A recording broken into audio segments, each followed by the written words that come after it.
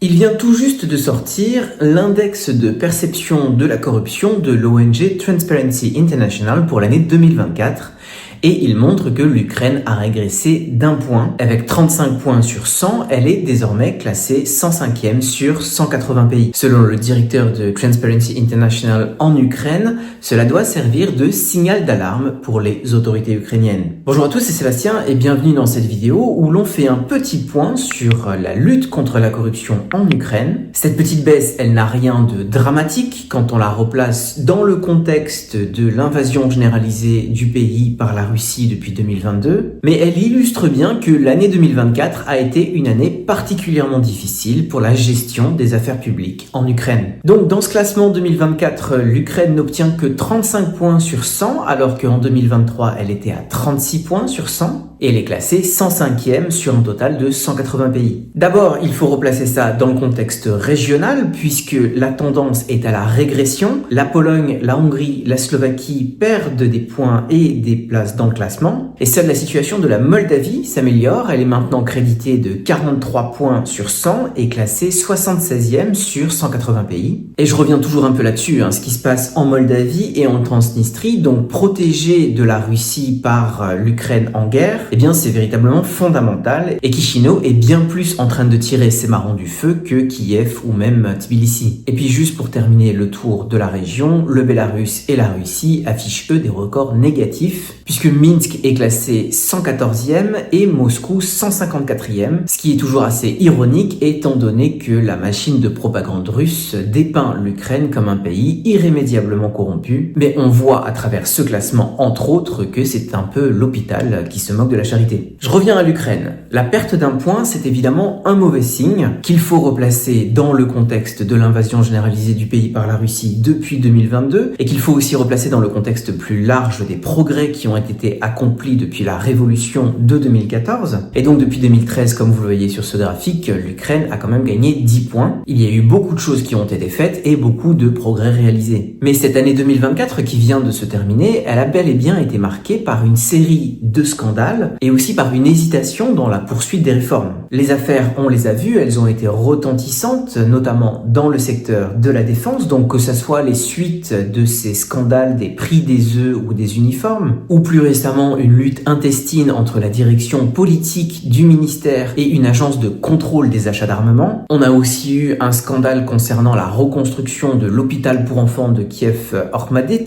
qui a été touché par un missile russe en juillet. Là, on s'était rendu compte que la société qui avait gagné le contrat de reconstruction n'était pas qualifiée, mais par contre qu'elle était politiquement bien connectée. Ces derniers mois, on a aussi eu énormément d'affaires liées au recrutement, liées à l'évitement de la mobilisation, avec beaucoup de perquisitions et d'arrestations, ce qui montre que les organes de lutte contre la corruption continuent à fonctionner, de même que les organisations de la société civile et les journalistes qui sortent très régulièrement des investigations très poussées. Mais justement, en 2024, eh bien, ces journalistes se sont plaints de pression politique. Donc on le voit, il y a eu toute une série d'indicateurs qui ont oscillé vers le rouge. Et ça s'inscrit dans le contexte de l'année 2024, qui a été très difficile en termes de gestion des affaires publiques en Ukraine. On l'a vu dans l'armée, on en a vu les conséquences sur le front, on l'a aussi vu dans les secteurs économiques et financiers, on le voit aussi dans les relations diplomatiques de l'Ukraine, avec les nombreux ajustements qui sont nés de l'élection présidentielle américaine, mais aussi des élections au Parlement européen. Et en fait, vu d'Ukraine, on a l'impression qu'il y a eu un gros coup de fatigue dans l'équipe dirigeante, qui a provoqué un phénomène d'attentisme,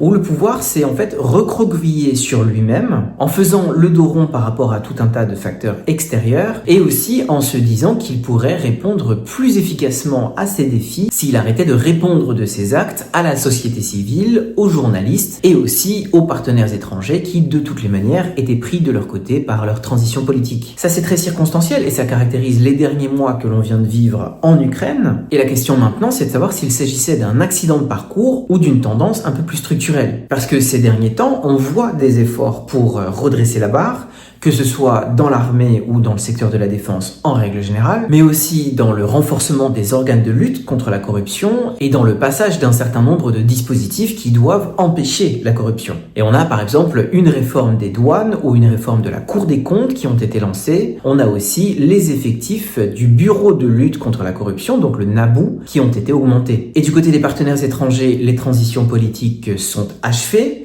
Et évidemment, on sent que Donald Trump ne va pas forcément mettre la pression sur les réformes et sur la lutte anticorruption de la même manière que l'administration Biden l'avait fait. Mais par contre, la Commission européenne, elle va continuer à mettre cette pression, d'autant plus que l'Ukraine veut ouvrir un nombre maximum de chapitres de négociation d'adhésion à l'Union européenne cette année 2025. Et donc ce classement de Transparency International, il faut le prendre comme un marqueur d'une année qui a été difficile sur tous les plans pour l'Ukraine. Et aussi comme un signe de fatigue de l'équipe dirigeante, ce qui donne du grain à moudre à la perspective de prochaines élections.